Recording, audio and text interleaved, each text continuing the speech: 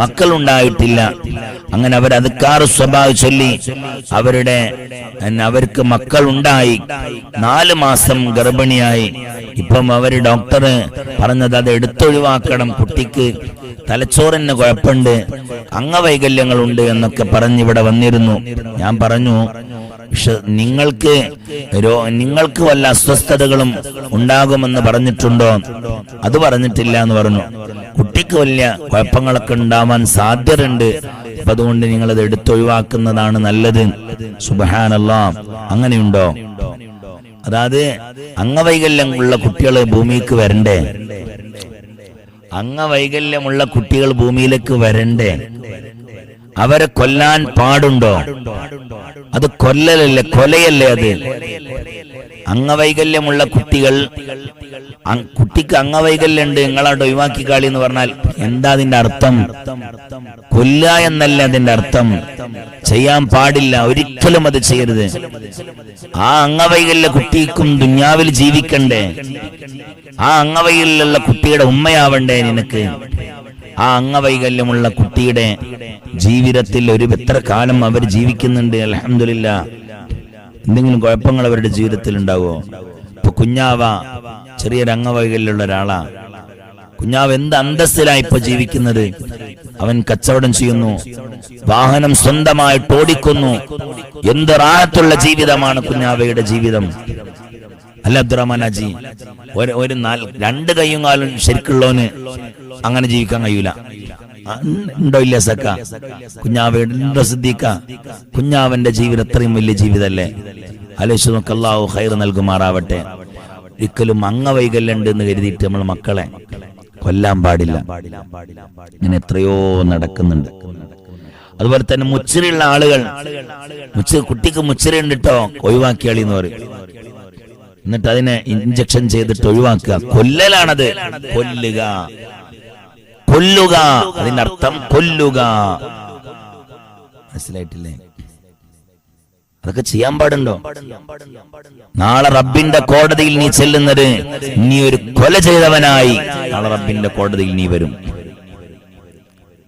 എന്റെ പുതിയാപ്പളമാർ, എന്റെ സഹോദരിമാർ ആരും അതിന് കൂട്ടുനിൽക്കരുത്. ഒരാളും അതിനൊക്കെ കൂട്ടുനിൽക്കരുത്.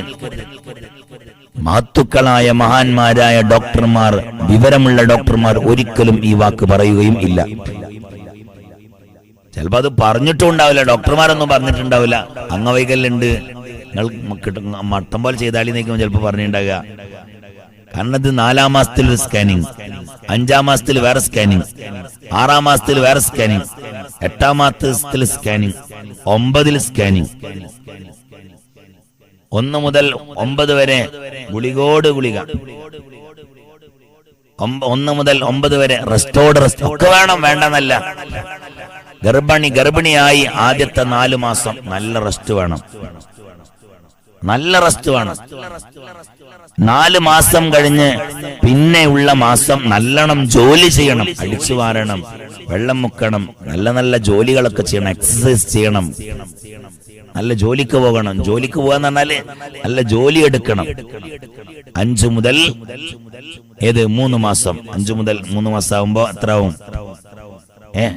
4, 5, 6, 7-ാം മാസം വരെ.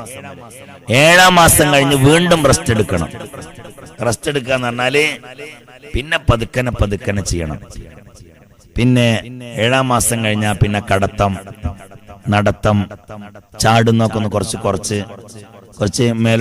മേക്കോട്ട് കയറുമ്പോ ഒന്ന് സ്റ്റെപ്പൊക്കെ ഒന്ന് കയറുമ്പോ ഒരു കാല് വെച്ച് 2-ാം കാല് അതിന്റെ മുകളിലേക്ക് തന്നെ വെച്ച്, പിന്നെ 3-ാം കാല് വെച്ച് അങ്ങോട്ട് വെച്ച് അങ്ങനെ കയറി പോണം. കിടക്കുന്ന സമയത്തില് നേരെ കിടന്ന് ഒന്ന് ചെരിഞ്ഞ് കിടക്കണം തോന്നിയാ ഒന്ന് ഇരുന്ന് ഇങ്ങോട്ട് ചെരിഞ്ഞ് അങ്ങോട്ട് കിടക്കണം, ഇരുന്ന് ഇങ്ങനെ കിടക്കണം. അതേപോലെ തന്നെ പിന്നെ ഉറക്കന്റെ വിഷയങ്ങൾ, ഭക്ഷണം, അപ്പൊ ഇങ്ങനെയൊക്കെ ചെയ്യണം.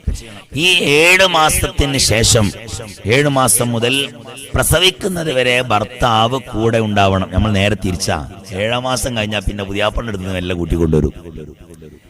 7 മാസം കഴിഞ്ഞാൽ പിന്നെ ഭർത്താവ് കൂടെ ഉണ്ടാവണം.